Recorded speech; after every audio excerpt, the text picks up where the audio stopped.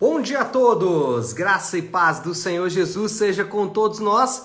Uma ótima quinta-feira para todos. Hoje é dia 9 de março de 2023. Seja muito bem-vindo ao nosso devocional de hoje. E nesta quinta-feira, dando sequência aí à nossa maratona de leitura bíblica, vamos falar de Jeremias, capítulos de 10 a 12. E o tema do devocional de hoje é se aprenderem a comportar-se.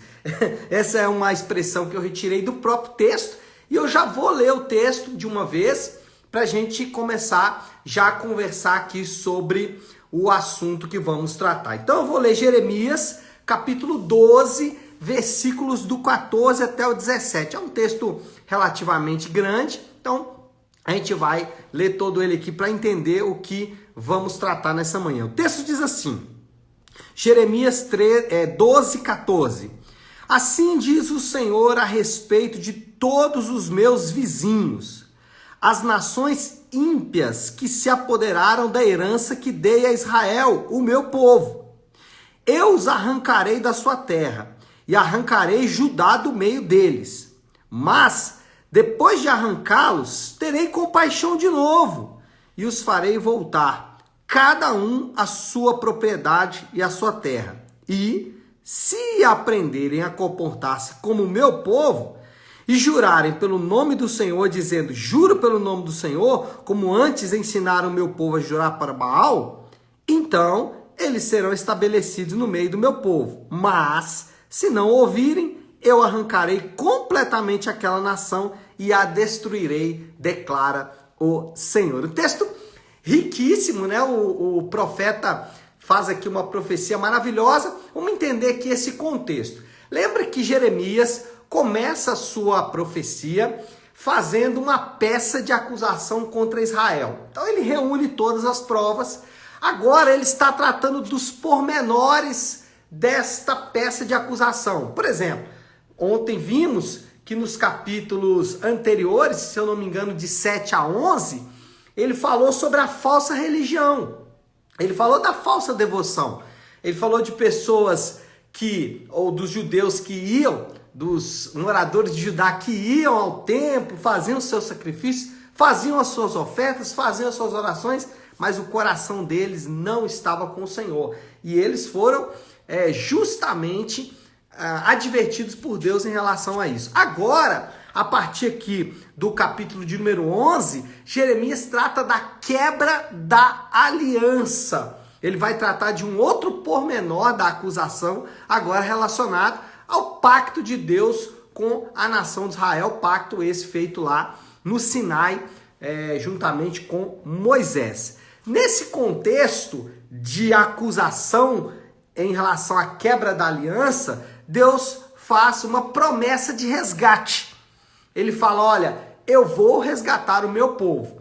Vamos fazer aqui algumas considerações sobre esse texto que acabamos de ler. E é um texto que vale a pena estudar com cuidado, porque é um texto riquíssimo. Primeira coisa que a gente vai ver nesse texto é o controle de Deus sobre todas as nações. Jeremias ressalta que as nações estão debaixo do governo de Deus. Jeremias diz que as nações, tanto a nação de Judá, quanto o povo de Israel, quanto o Egito, quanto a Babilônia, quanto a Síria, quanto a Grécia, quanto Roma, todas as nações estão debaixo do governo de Deus. Olha só como Jeremias tinha clareza desse governo de Deus sobre todas as nações. E óbvio, né? Quando eu falo governo de Deus sobre todas as nações, eu estou dizendo governo de Deus sobre todas as pessoas dessas nações, porque as nações são formadas por pessoas. Olha só o que Jeremias disse sobre esse governo de Deus sobre todas as nações. Olha o nível de entendimento de Jeremias em relação a esse governo de Deus. Jeremias 10, 23. Se você tiver com a sua Bíblia aí, eu convido você a voltar um pouquinho. Então, a gente está no capítulo 12. Volta aí para o capítulo 10, versículo 23. Olha o que Jeremias diz. Jeremias 10, 23. Eu sei, Senhor, que não está nas mãos do homem o seu futuro. Olha o que Jeremias diz. Eu sei que não está nas mãos do homem o seu futuro. E ele continua a dizer, não compete ao homem dirigir os seus passos. Então, Jeremias tinha essa clareza. O controle, o governo das coisas está na mão de Deus, não está na mão do homem decidir o seu futuro, é o que Jeremias diz. Bom, Jesus, ele demonstrou que até mesmo os fenômenos naturais estão submissos à vontade divina. Quando Jesus esteve entre nós, Jesus, por exemplo, mostrou que Deus controla as maiores tempestades, que Deus, ele pode acalmar a tempestade mais feroz. Olha só, quantas foram as vezes que Deus controlou, por exemplo, a pescaria de pescadores que eram hábeis pescadores, mas Jesus mostrou que quem governava aqueles peixes, na verdade, era o próprio Deus. E eu poderia citar aqui outros mais exemplos, mas falaria a mesma coisa, que o governo de todas as coisas está na mão de Deus. E um exemplo aqui, e aí a gente precisa compreender isso, a Bíblia diz que a vontade de Deus, ela é boa, perfeita e agradável, mesmo sem ser aos nossos olhos também no mesmo sentido.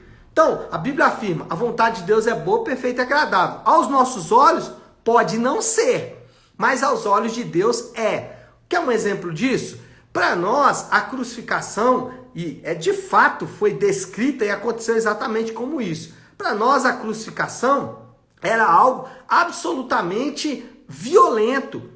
Não existe nada mais violento do que um inocente ser vilipendiado, ser escarnecido, zombado, torturado, um inocente torturado. Isso é, de todos os aspectos, absurdo. Só que isso estava dentro da boa vontade de Deus. Então, a vontade de Deus é boa, perfeita e agradável, mesmo que aos nossos olhos não seja.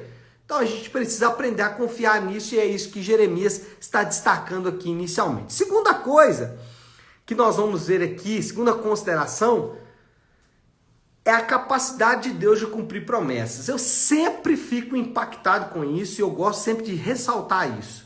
A profecia, ela fala de promessas que foram cumpridas na íntegra. Se você retornar um pouquinho aqui para o contexto histórico e cultural de Jeremias, era um contexto absolutamente diferente desse que ele relata. Ele está dizendo aqui, por exemplo, que as nações que arrancaram Judá, elas serão arrancadas. E mais, ele está dizendo que Judá vai voltar para sua terra. Agora olha isso, do ponto de Jeremias, Judá está completamente subjugada, não há qualquer esperança para o futuro. Judá está completamente nas mãos dos seus adversários. E Deus fala assim, eu vou trazer Judá de volta. E mais, o império, a nação mais poderosa naquele momento, a nação mais militarmente, politicamente, economicamente poderosa naquela época, Deus fala, essa nação eu vou arrancar. Do ponto de vista de Jeremias, isso era impossível, mas foi exatamente o que aconteceu. Babilônia, quem é Babilônia? Essa nação nem existe praticamente. Existem ali povos que derivaram deles, mas eles já não existem. A Síria já não existe como aquele povo poderoso. E Judá continua aí, o povo de Israel está lá até hoje. As promessas, elas foram cumpridas. Bom, o que isso fala para mim e para você? A Bíblia contém preciosas promessas de futuro. O Deus que fez promessas para Jeremias e cumpriu na íntegra, também fez promessas para nós que ainda não se cumpriram. Se esse Deus que fez promessas para Jeremias cumpriu as suas promessas, não há motivos para eu duvidar de que outras promessas que ele fez e que ainda não se cumpriram, vão se cumprir. E isso é absolutamente confortador. Mas só alguém que tem o controle de todas as coisas pode fazer isso. Então, qual que são algumas dessas promessas que nós podemos confiar firmemente? Primeiro, um reino de paz e justiça. Deus afirma nas suas promessas futuras de que ele vai estabelecer um reino de paz e de justiça. Mas não só que ele vai estabelecer um reino de paz e justiça, ele diz que ele vai restaurar essa terra que nós vivemos. Ele diz que essa terra que nós vivemos, com suas montanhas, com seus lagos, com seus mares, com a chuva, com a geada, com o sol, com todas essas coisas, que ele vai restaurar essas coisas e vai estabelecer nessa terra um reino de paz. Essa é a promessa de Deus. O que mais? Ele promete vida eterna. O que é vida eterna? É exatamente essa vida que eu tenho hoje, com a minha identidade, com quem eu sou, com a minha história de dores, de lutas, dificuldades, com a minha história de vitórias, de alegrias, de satisfação. Tudo isso será preservado. E eu vou poder olhar para o plano de Deus e dizer: a vontade de Deus é boa, perfeita e agradável. Vida eterna é o contrário de morte. Para os homens, a vida dura 70 anos. Por isso que tem aquelas expressões: aproveita a sua vida, vai aproveitar a sua vida. Por quê? Porque a vida deles dura 70 anos. O crente tem uma promessa: a vida dele não acaba. E isso é absolutamente fantástico. E isso deve encher o nosso coração. Não, mas quem disse que vai ser assim? Esse Deus que fez promessas para Jeremias e cumpriu na íntegra. Então, se ele cumpriu no passado, eu não tenho motivos para duvidar dele. Eu só posso confiar que ele vai continuar cumprindo as suas promessas. E o terceiro aspecto aí, eu sei que o tempo já está correndo e hoje eu acelerei porque eu sabia que tinha muita coisa para falar, mas o terceiro aspecto aqui é o aspecto tão lindo quanto os dois anteriores, que é o oferecimento da graça de Deus para todos os povos. Uau! Olha isso! Versículo 16. E se aprenderem a comportar-se como meu povo e jurarem pelo nome do Senhor, dizendo: juro pelo nome do Senhor, como antes ensinaram o meu povo a jurar por Baal, então eles serão estabelecidos no meio do meu povo. Uau! Deus oferece salvação para todas as nações. Deus diz: olha, se vocês aceitarem o pacto da graça, se vocês se colocarem debaixo da minha aliança, então vocês, e se aprenderem a se comportar como alguém que está debaixo desse pacto, vocês serão, então, inseridos no meio do meu povo. Vocês que hoje não são povo, agora serão o meu povo, diz o Senhor. Irmãos, o Evangelho é o maior programa de inclusão que já se viu na história. O Evangelho, ele fala: todas as pessoas podem vir, sejam eles ricos, pobres, brancos, negros, asiáticos, latinos, europeus, africanos, homens, mulheres, crianças, todos podem se achegar. Não existe ninguém que está excluído da graça. Talvez você nessa manhã, ou você que está assistindo essa gravação, você possa pensar: não, mas para mim não há alternativa. O pacto da graça oferece salvação para todas as pessoas. Agora, não existe no pacto da graça, eu tentei um termo aqui, o melhor que eu consegui foi adesão casada. Lembra daquela tal de venda casada? Você comprava uma coisa e ganhava outra? No pacto da graça não há adesão casada. Você precisa aderir de fato. Isso exige pelo menos 3 coisas. Primeiro, você que está me assistindo e diz assim: ok, eu também quero esse pacto da graça, eu quero esse pacto de amor, eu quero fazer parte do povo de Deus. Então você precisa de pelo menos 3 coisas. Primeiro, uma declaração pública e consciente. Você precisa ir diante das pessoas e dizer: eu agora sou de Cristo, eu agora aderi ao pacto da graça, eu fiz uma aliança agora com Deus, estou em aliança com Deus. Isso de forma pública e consciente. Daí o batismo. Por isso que o batismo tem que ser feito por convertidos, porque eles conscientemente vão fazer uma adesão ao pacto da graça. Mas mais do que isso, uma aliança com o povo de Deus. É exigência. Eu tenho que entrar em aliança com o povo de Deus, ou seja, eu tenho que fazer parte de uma igreja local. Né? O pacto da graça inclui ser inserido no meio do povo de Deus. É o que o profeta Jeremias está dizendo aqui. Então, não existe adesão casada, não existe adesão ao evangelho que não seja também uma adesão ao povo de Deus. Você precisa se inserir ao povo de Deus. E por último, obediência à lei de Deus. Não dá para aceitar o pacto da graça e não aceitar os termos do pacto da graça. Vai precisar obedecer à lei de Deus. Não para estar no pacto da graça, mas como resultado de se estar no pacto da graça. Foi o que o profeta falou aqui em nome do Senhor. Ele disse, olha, se vocês aprenderem a se comportarem, e forem inseridos aí então no meio do povo de Deus. Isso é absolutamente fantástico. E eu preciso terminar aqui, vamos lá. Moral da história, conclusão de tudo o que acabamos de dizer. Deus controla todas as coisas de acordo com sua vontade. Essa é a linguagem bíblica, né? Não de acordo com a sua presciência, mas de acordo com a sua vontade. Então, Deus controla todas as coisas de acordo com sua vontade. Por isso, é capaz de fazer predições precisas e cumprir suas promessas. Como que Deus pode cumprir suas promessas? Ele faz todas as coisas de acordo com sua vontade. E todos os povos são chamados para adorar esse Deus. Nós somos chamados para adorar esse Deus que faz promessas, pode cumprir promessas, porque ele controla todas as coisas. E qual é o desafio do Léo aí para essa quinta-feira? Que podemos praticar de tudo isso que eu falei? A pergunta é uma só: o que faremos com esse pacto da graça? O que faremos com esse convite da graça? Lembra do convite da graça aqui que Jeremias fez? Se você aprender a comportar, deixa eu lembrar aqui, se aprender a comportar-se como o meu povo e jurarem pelo nome do Senhor, dizendo, juro pelo nome do Senhor, como antes ensinaram o meu povo a jurar por Baal, então eles serão estabelecidos no meio do meu povo. Esse é o convite. Esse convite serve para todo mundo.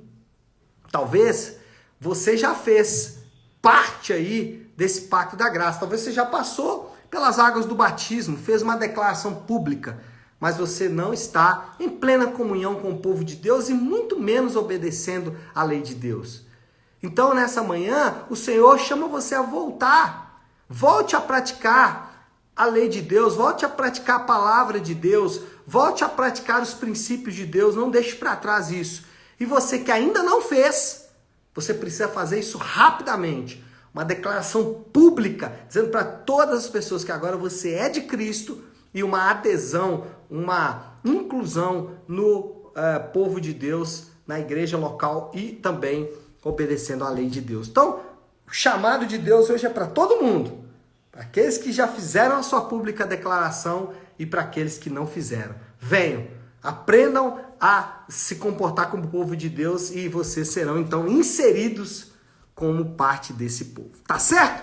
Vamos orar, vamos colocar isso aí diante de Deus. Se você puder então, pare aí um instante o que está fazendo e vamos juntos buscar a Deus em oração. Querido Deus, Pai de amor e graça, obrigado por esta doce palavra. Reconhecemos que estamos distantes deste ideal.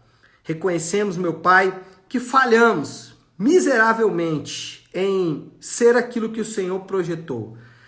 Por isso, nos arrependemos e clamamos pela Tua misericórdia e pela Tua graça, sabendo que o Senhor nos alcança com a Tua bondade, nessa manhã e em todo o tempo.